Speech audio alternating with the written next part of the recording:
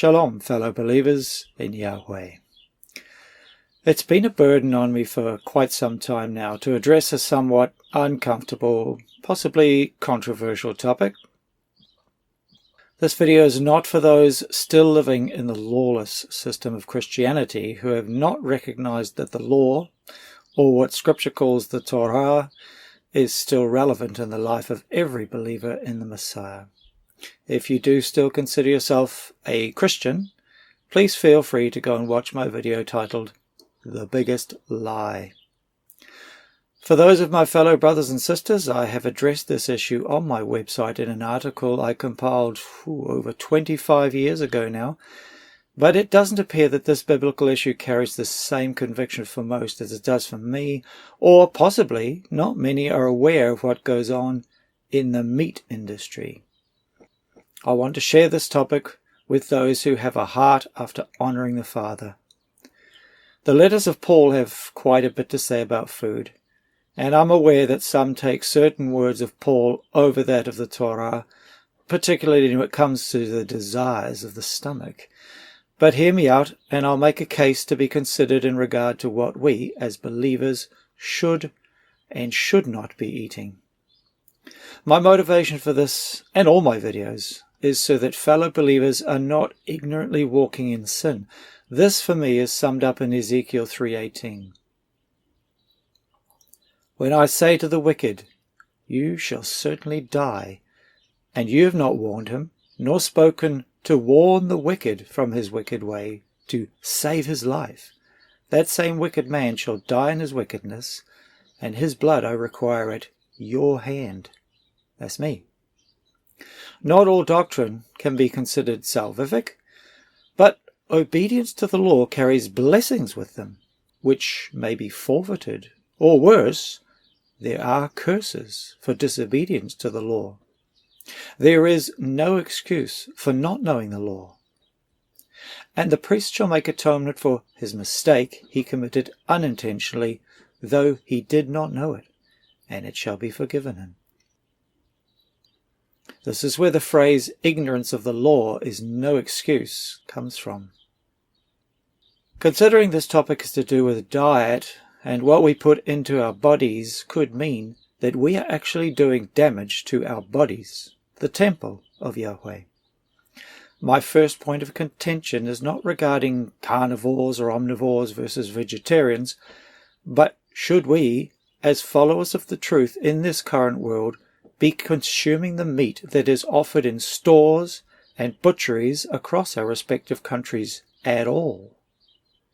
There are two factors in the eating of commonly sold meat that I see are of vital importance. The first is the blood. The Torah is very specific and clear what is to be done with the blood of any animal slaughtered. Any man from the house of Israel who slays a bull or a lamb or a goat in the camp, or who slays it outside the camp, and does not bring it to the door of the tent of appointment to bring an offering to Yahweh before the dwelling place of Yahweh, blood guilt is reckoned to that man. He has shed blood, and that man shall be cut off from among his people. I'll point it out right now. Any text that uses the words cut off is obviously a very serious matter. Now, we know that there is no earthly temple, that our bodies are the temple, and that Yahshua offers all necessary offerings in the original, true temple in the heavens.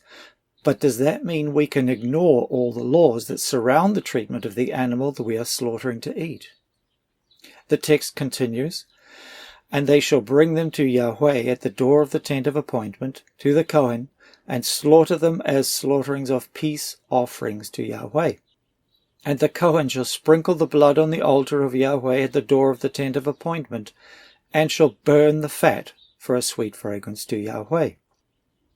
Take careful note that any animal slaughtered, whether it be for food or otherwise, is considered a peace offering.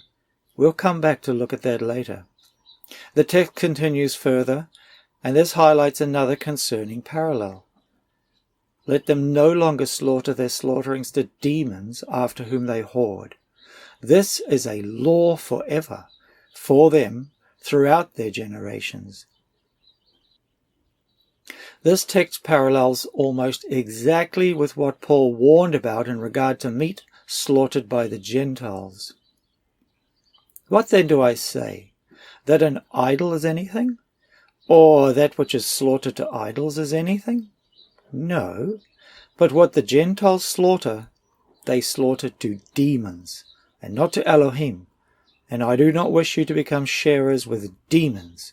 You are not able to drink the cup of the Adon and the cup of demons. You are not able to partake of the table of the Adon and the cup of demons. So, here we see that in both the Torah and in the warnings to the new believers in the Messiah, that meat that is slaughtered by unbelievers, aka Gentiles, is slaughtered to demons. This is because of how the blood was defiled in their slaughterings, and in many cases the animals were not bled out, or that the blood was collected and used for other purposes. The scriptures make it very clear that the life is in the blood, and the blood is to return to the earth from where it came. But do not eat the flesh with its life, its blood. Genesis 9:4. The life of the flesh is in the blood. Leviticus 17:11. It is the life of all flesh. Its blood is for its life. Leviticus 17:14. For the blood is the life. Deuteronomy 12:23. There is a very specific command in regard what to do with the blood of a slaughtered animal, regardless of where it is slaughtered and for what purpose. Only whatever your being desires, you shall slaughter and eat, according to the barakah of Yahweh your Elohim, which he has given you within all your gates. Only the blood you do not eat. Pour it on the earth like water. You and your household are to eat of it before Yahweh your Elohim year by year in the place which Yahweh chooses. Eat it within your gates. Only do not eat its blood. Pour it on the ground like water. And any man from the children of Israel, or from the strangers who sojourn among you, who hunts and catches any beast or bird which is eaten, shall pour out its blood and cover it with dust. For it is the life of all flesh. Its blood is for its life. Again, every command in the scripture is established by 2 or 3 witnesses, and here we have 3 very clear and specific witnesses. The practice of pouring out the blood is so important that it is actually described in a curse against the rebellious city of Jerusalem by Ezekiel. For her blood is in her midst. She has put it on a shining rock. She did not pour it on the ground to cover it with dust. Yahweh likens rebellion against his law and Torah with the sin of not pouring out the blood and covering it. Now, if you perform your own home kill butchering and observe this command personally, then you are free to eat as much meat as you desire. But for interest's sake, let's have a look and see exactly what abattoirs do with the blood from the hundreds of thousands of slaughtered animals every day. After the blood flows down the drains of the killing floor, it is collected in giant tanks. There's your first problem. This crimson harvest is stored for only a short period of time to prevent terrible smells from developing. Specialized facilities and treatment plants come to take the blood away for processing. Companies use the blood to make a variety of products that can benefit from its nourishing components. Food producers can use it to make blood sausage or black pudding, which they sell to markets for human consumption. Chemicals in the blood make their way into cookies to provide iron fortification and into cakes to replace egg whites. Did you even know this?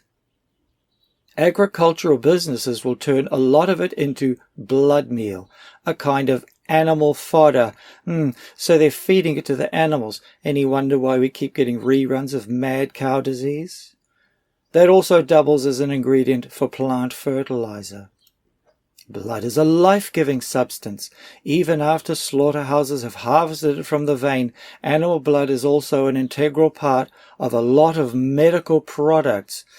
As an aside, did you even know the amount of other unclean and foreign ingredients that are in your pharmaceuticals? Cow's blood contains bovine thrombin that can help with wound treatments. It can also attach skin grafts, and it is a coagulant. This is commonly listed as serum albumin or bovine serum albumin, if the ingredients are ever listed. Remember, the pagan Gentiles, even at the time of Paul, collected the blood for various uses and even consumption. And Paul writes that these are offerings to demons. Is it any wonder that there are so many illnesses now that are being identified nowadays? Could they even be linked to the curses described in Deuteronomy? If you do not guard to do all the words of this Torah that are written in this book, he shall bring back on you all the diseases of Mitzrayim of which you were afraid, and they shall cling to you. The next point of contention, which has already been hinted at in some of the texts, is the fat. So, moving on to another serious issue when it comes to eating what is commonly sold as meat. Every time I view a YouTube video regarding clean and unclean food, there is inevitably a comment that follows these few examples. Fellow believers will admit that eating bacon is wrong, yet rave about how beef bacon is so tasty and, according to them, is biblically clean. But is it really? Whenever I see this comment, I used to point out this text. All the fat belongs to Yahweh, an everlasting law throughout your generations in all your dwellings. You do not eat any fat or any blood. Every time I've pointed out that the scriptures command not to eat any fat, I was generally railed on with the comments such as, all meat has marbling, or in another case, that command was only for the Levites. And, more recently, that only refers to the suet, the fat around the kidneys. Let's examine these together to see exactly what the Torah says about the eating of fat, to whom it applies, and what fat from an animal is considered to belong to Yahweh. Again, we turn to Leviticus 16 to define why an animal is being slaughtered and to whom this applies. Any man from the house of Israel who slays a bull or a lamb or a goat in the camp, or who slays it outside the camp, and does not bring it to the door of the tent of appointment to bring an offering to Yahweh before the dwelling place of Yahweh, blood guilt is reckoned to that man. He has shed blood, and that man shall be cut off from among his people. So, firstly, this entire chapter, if you care to look it up, is direct to all the children of Israel, and our specific text reinforces this by saying, any man. This is specific to any slaughtering of an animal, whether inside the camp or outside the camp, which could apply to those of us as well who dwell outside the land of Israel.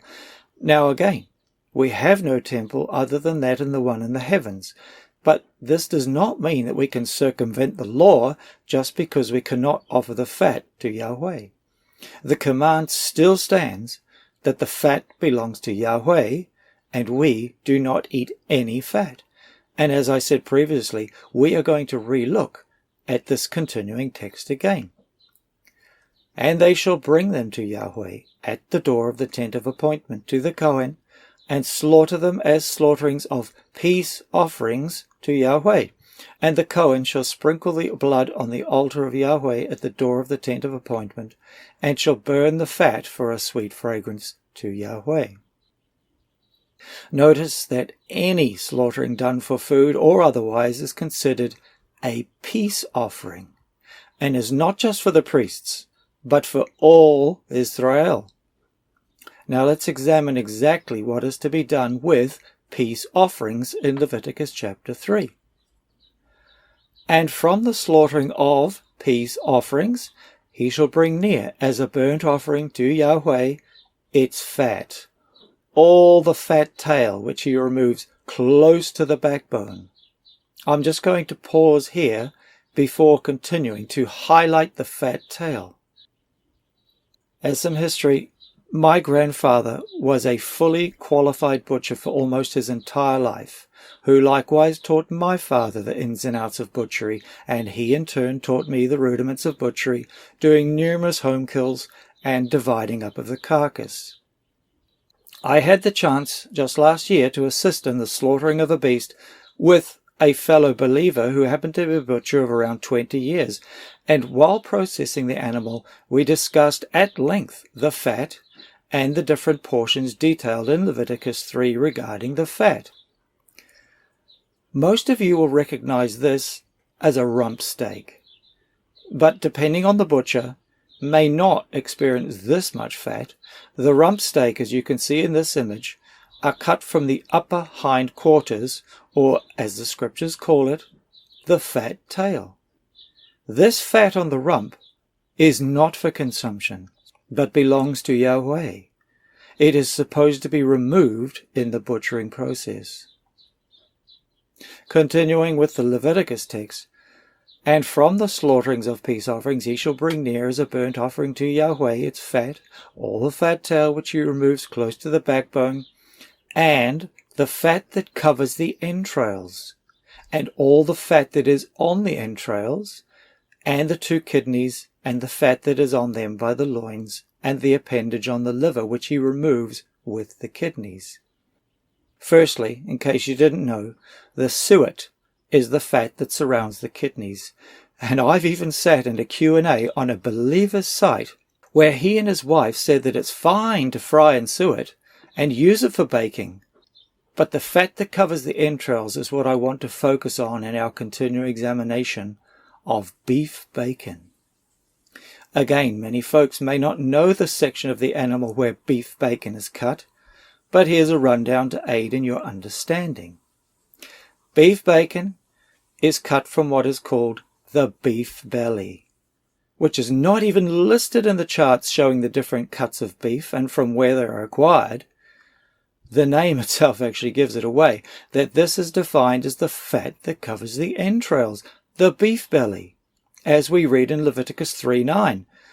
This one site defines this so-called meat as being cut from the belly of a cow, a generous fat cap on top, with the belly providing protection from the organs, that's the entrails, and bones in the underbelly region, with a thick fat cap and a hearty layer of fat.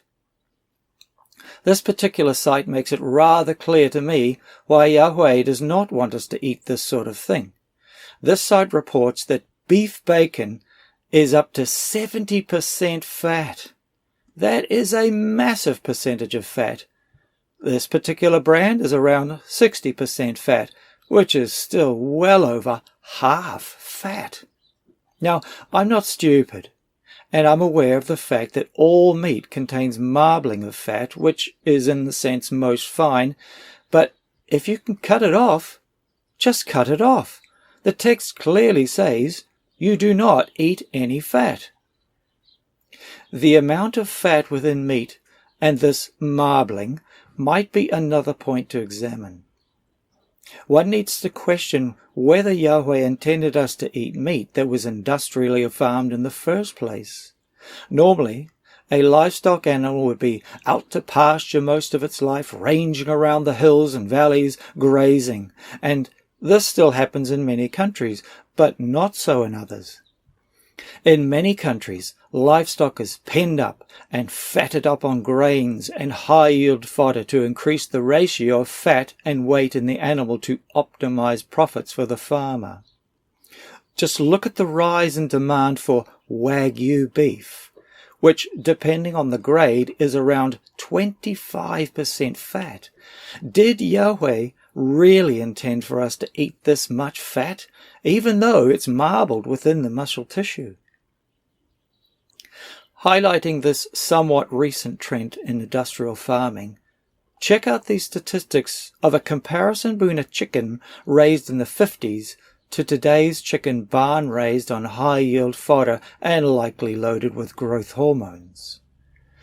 In the 50s, a normal chicken was just under a kilo, which is approximately 2 pounds. Today's chickens are over 4 times the weight. And not only that, but looking at these statistics, we can see that they are growing 3 times faster. A chicken has swelled in size from less than 1 kilogram in the 1940s to up to about 4 kilograms in the mid-2000s. Furthermore, they grow this large 3 times faster than half a century ago. So I ask again, is this what Yahweh intended when he allowed us to eat these normally clean animals that are selectively bred and fed for added fat and, more recently, genetically modified? They are injected with growth hormones, drowned in chemical drenches, and forced anti-parasite drugs, penned up for most of their existence, and, at the end of it all, they are slaughtered in mass killings at abattoirs where their adrenaline is pumping through their blood through fear, and then their blood is collected, rather than spilled on the earth as Yahweh commands. As I said at the outset, my motive is not to destroy the enjoyment of eating meat the way Yahweh intended, at your homestead, or hunted from a natural environment where in both cases you can spill the blood on the ground, thanking Yahweh for its life, and butcher it, cutting away the fat that the Torah prescribes. And to see all believers receive the blessings of a diet that Yahweh knows is better for us, that will see us fit and healthy through our allotted 80 years or more if Yahweh allows. I trust I've given you some food for thought, no pun intended, and examine the scriptures and your fridge freezer to see if what you consider edible is what Yahweh considers edible. I encourage you to spend less time chasing ideas and suppositions that are not biblically based and spend more time in the Torah examining how we please our Father, especially the portions that warn about being cut off from Israel. We must also remember that Yahweh gave us the Torah because he loves us, and not to put us under unnecessary burdens, but for our good. And because he created us, he knows what is best for our bodies. For more study on other biblical issues, feel free to go to my website, www.tobesaved.com. Shalom.